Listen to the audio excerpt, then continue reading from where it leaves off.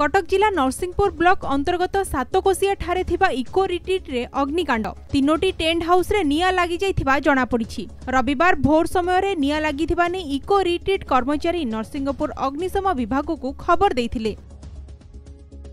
Eco retreat रे 27 T tent house थिबा बेले सेथिरु 3 टी डिलक्स टेंट थिला। एठारे शॉर्ट सर्किट जोगो अग्निकांड घटिथिबा जणा पड़िछि। अन्य 24 टी टेंट रु 14 टी टेंट रे 40 जण पर्यटक रहिथिबा बेले एही तीनोटी टेंट रे कोनोसी पर्यटक नथिले। फलरे कोनोसी व्यापक क्षयक्षति घटि नथिबा सूचना मिलिछि। स्थानीय विधायक देवी प्रसाद मिश्र एवं नरसिंहपुर तहसीलदार आलोक कुमार देहोरी इको रिट्रीट पहुंची घटनास्थल बुली देखिथिले। सूचना अनुसार सातकोशिया इको रिट्रीट पाखरे थिबा इको विलेज रो कर्मचारी प्रथमे एही अग्निकांड देखि इको रिट्रीट कर्मचारी को खबर देबा परे नरसिंहपुर अग्निशम विभाग पहुंची निया को आयत्त करिथिले। सकाळ 6टा बेले मु जाइथिली तो सेठी जो पटे डिलक्स रूम थिला तार 3-4टा पार्ट रे सब तार जा जा रहिछि रूम आ तार रेस्टोरेंट सब रहिछि।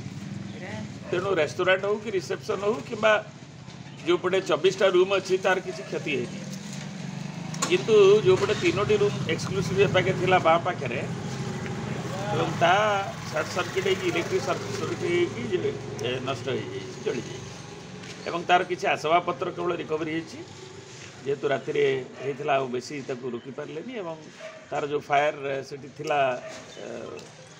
इक्विपमेंट एवं अन्य जो ता सहारा नहीं फटकी 3टा जगह से रूम जली जाए क्षतिग्रस्त होना देखला कि जानला आज्ञा से पाखे आमर जो ब्लॉक रु जोटा एसोसिएशन रे होची इको विलेज तार जो दरवान थिले से माने प्रथम देखिक पार्टी करी से माने पहुँचले पहुँचला पर माने उठिले माने ताको आयत्त करने चेष्टा कले।